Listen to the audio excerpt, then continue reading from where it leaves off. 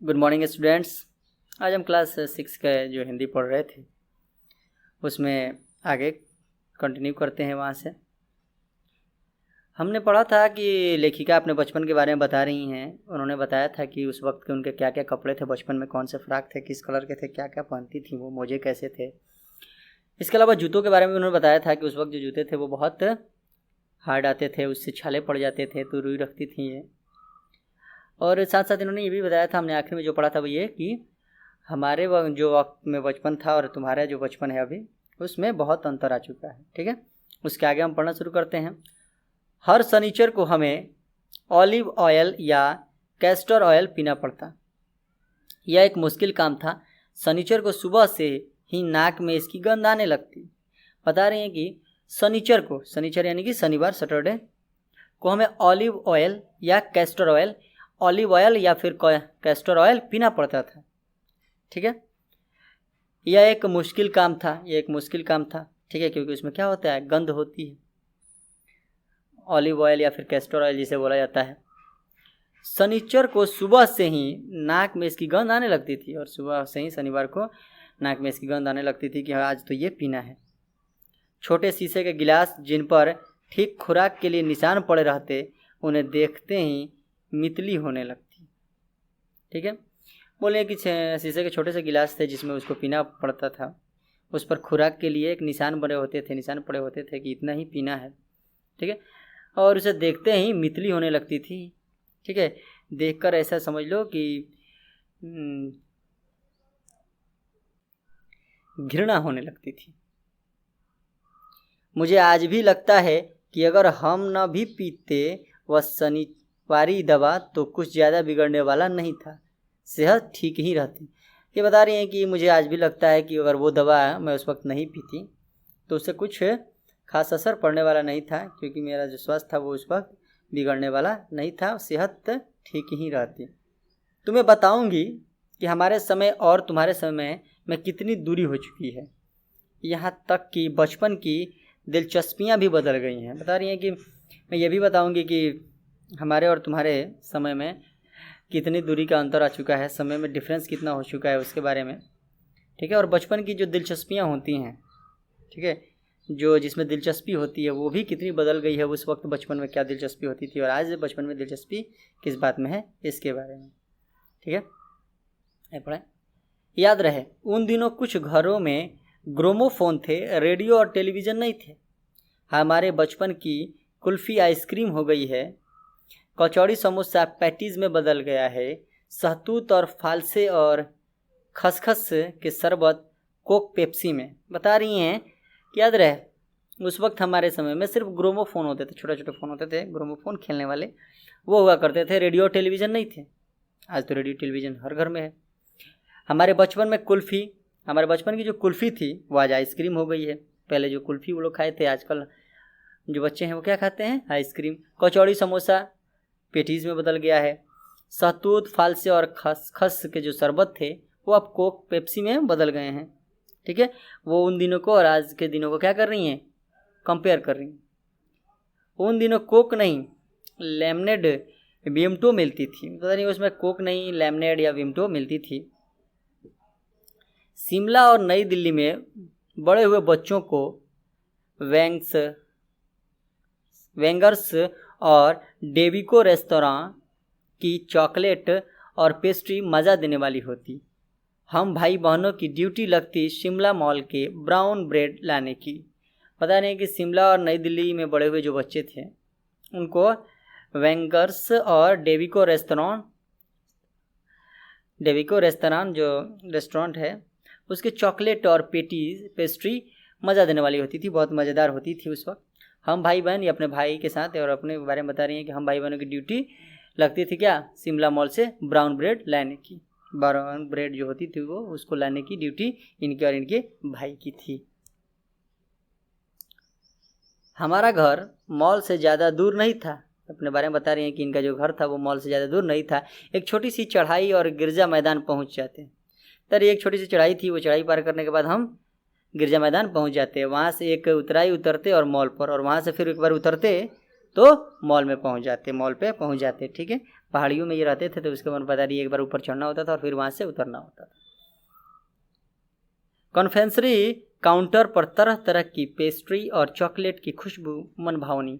बता रही हैं कि वहाँ जो कॉन्फेंसरी काउंटर था वहाँ पर पहुँचने पर पेस्ट्री और चॉकलेट की बहुत ही अच्छी खुशबू आती थी, जो मन भावनी होती थी, मन को मोह लेती थी। हमें हफ्ते में एक बार चॉकलेट खरीदने की छूट थी। हमें सप्ताह में, पूरे एक वीक में एक बार चॉकलेट खरीदने की छूट थी। सबसे ज़्यादा मेरे पास ही चॉकलेट टॉफ़ी का स्टॉक रहता। सबसे ज़्यादा बता रही हैं कि मेरे पास ही चॉकलेट और टॉफ़ी के स्टॉक होता, सबसे ज़्यादा मेरे पास ही रहते।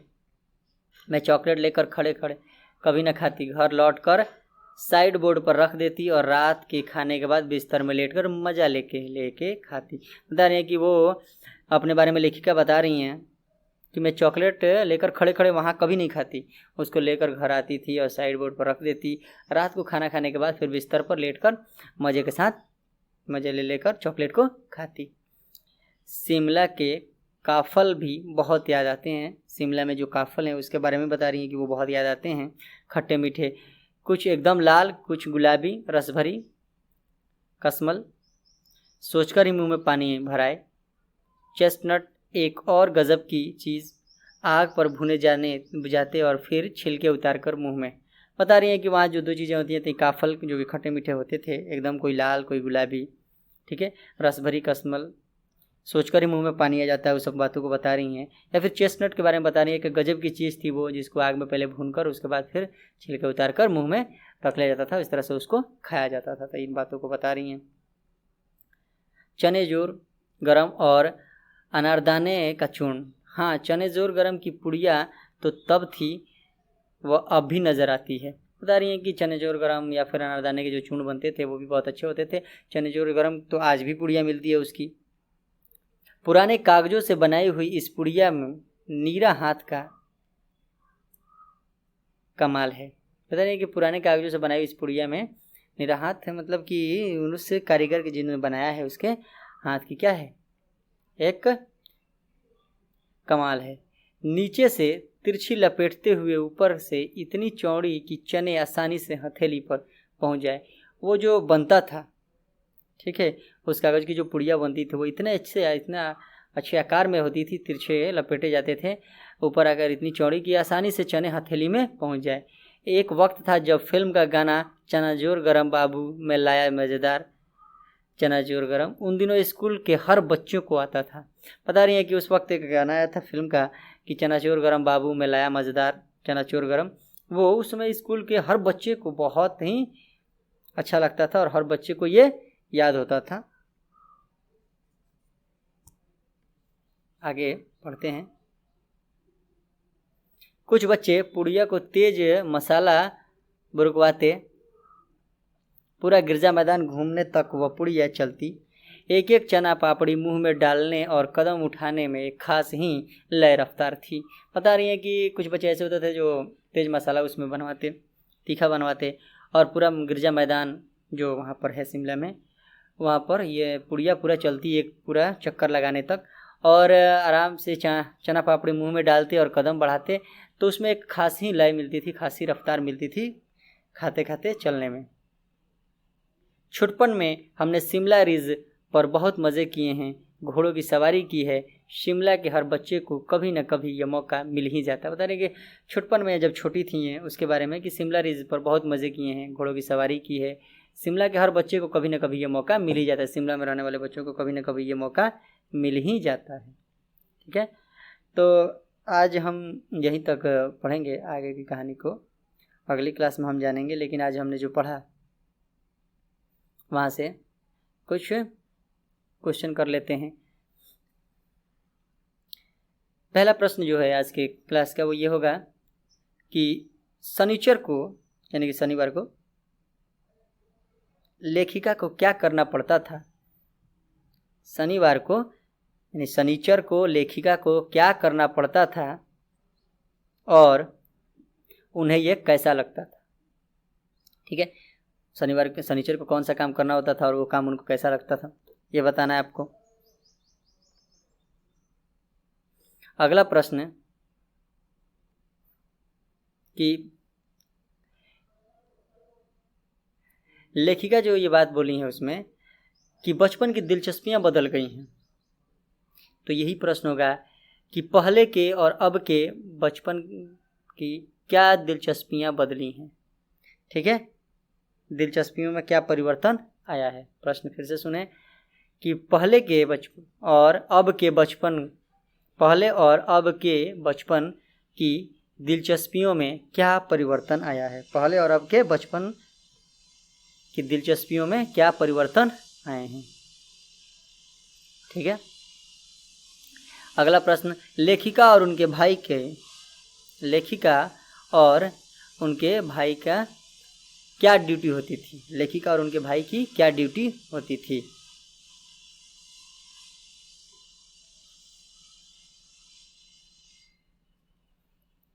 अगला प्रश्न है, लेखिका कब और कैसे चॉकलेट खाती थी। लेखिका कब और कैसे चॉकलेट खाती थी।